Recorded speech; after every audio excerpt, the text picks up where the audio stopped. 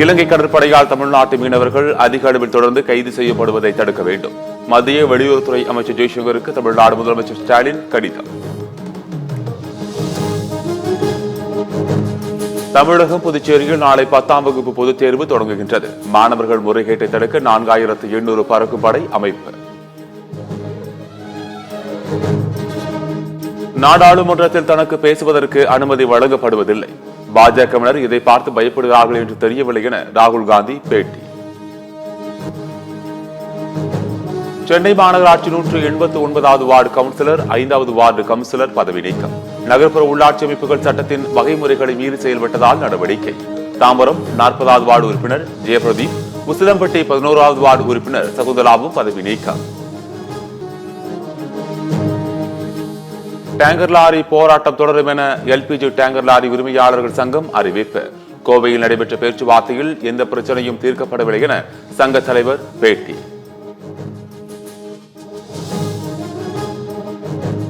தமிழக வெற்றிக் கழகத்தின் முதல் பொதுக்குழு கூட்டம் நாளை கூடுகிறது. முக்கிய அறிவிப்புகளை அக்கட்சியின் தலைவர் விஜய் வெளியிடுவார் என எதிர்பார்ப்பு.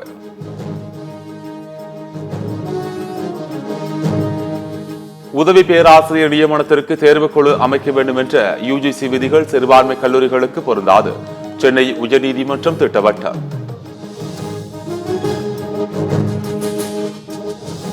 ஆன்லைன் விளையாட்டுகளில் தோல்வியடையும் ஒருவரின் வாழ்வாதாரம் பாதிக்கப்படுகிறது என சென்னை உயர்நீதிமன்றம் கருத்து. நேர கட்டுப்பாடு விதித்ததை எதிர்த்து ஆன்லைன் ரம்மி நிறுவனங்கள் தொடர்ந்த வழக்கு நாளைய தினத்திற்கு ஒத்திவைப்பு. திருவாரூர் திருப்பூரில் வானில் கேட்ட பயங்கர சத்தத்தால் பொதுமக்கள் அதிர்ச்சி. இந்திய விமானப்படையின் சூப்பர் சோனிக் போர் விமானத்தில் ஏர்லாக் விடுவிக்கப்பட்டதால் ஏற்பட்ட சத்தம் என திருவாரூர் ஆட்சியர் மோகனச்சந்திரன் விளக்கம். தாம்பரம் ராமேஸ்வரம் இடையே புதிய ரயில் சேவை ஏப்ரல் 6ஆம் தேதி முதல் தொடங்கும் என தகவல்.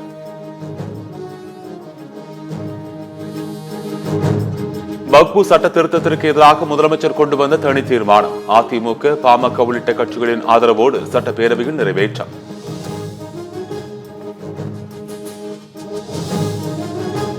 திறமையான திட்டங்களை செயல்படுத்தும் மாநிலங்களின் உரிமைகளை நசுக்கி மத்திய அரசு மக்களை வஞ்சிக்கிறது. முதலமைச்சர் மு க ஸ்டாலின் குற்றச்சாட்டு.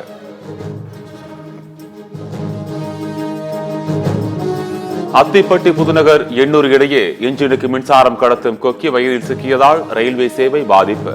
கும்மிடிப்பூண்டியிலிருந்து சென்னை வரும் புறநகர் ரயில்கள் ஆங்காங்கே நிறுத்தப்பட்டதால் பயணிகள் அவதி.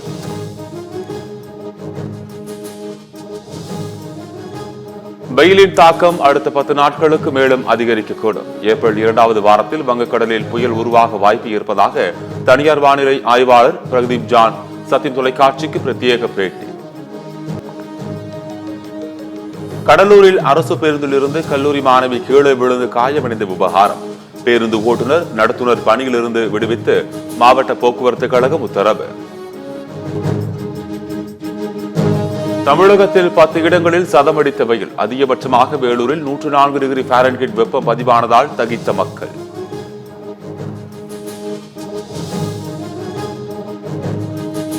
சென்னை தாம்பரம் சானிட்டோரியம் இடையே சரக்கு ரயிலின் 3 பெட்டிகள் தடம் புரண்டு விபத்து. தடம் புரண்ட பெட்டிகளை சரி செய்யும் பணி தீவிரம்.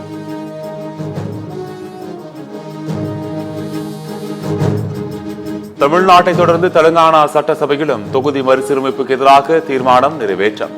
மக்கள் தொகை அடிப்படையில் நாடாளுமன்ற தொகுதியை மறுசீரமைப்பு செய்யக்கூடாது என்று தெலுங்கானா முதலமைச்சர் ரேவேந்திர ரெட்டி வலியுறுத்தல். வயநாடு நிலச்சரிவு பேரிடரில் வீடுகளை இழந்தோருக்கு வீடுகள் கட்டித்தரும் திட்டத்தை கேரள முதலமைச்சர் பினராயி விஜயன் தொடங்கி வைத்தார். வயநாடு தொகுதி எம்பி பிரியங்கா காந்தி பங்கேற்பு. ஆந்திர பிரதேச முதலமைச்சர் சந்திரபாபு நாயுடு நாளை தமிழ்நாடு வருகிறார். சென்னை ஐஐடியில் நடைபெறும் அகில இந்திய ஆராய்ச்சியாளர்கள் மாநாட்டில் பங்கேற்கிறார்.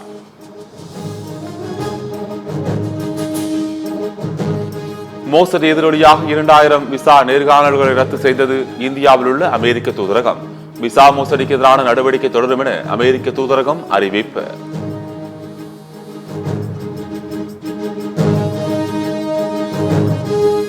ரஷ்ய அதிபர் புதின் விரைவில் இந்தியா வருகை தர உள்ளார். ரஷ்ய வெளியுறவுத்துறை அமைச்சர் செர்கே லாவ்ரோவ் தகவல். ரஷ்ய அதிபர் புதின் விரைவில் மரணம் அடைவார், அதன் பிறகு போர் முடிவுக்கு வரும். உக்ரைன் அதிபர் ஜெலன்ஸ்கி பேச்சு.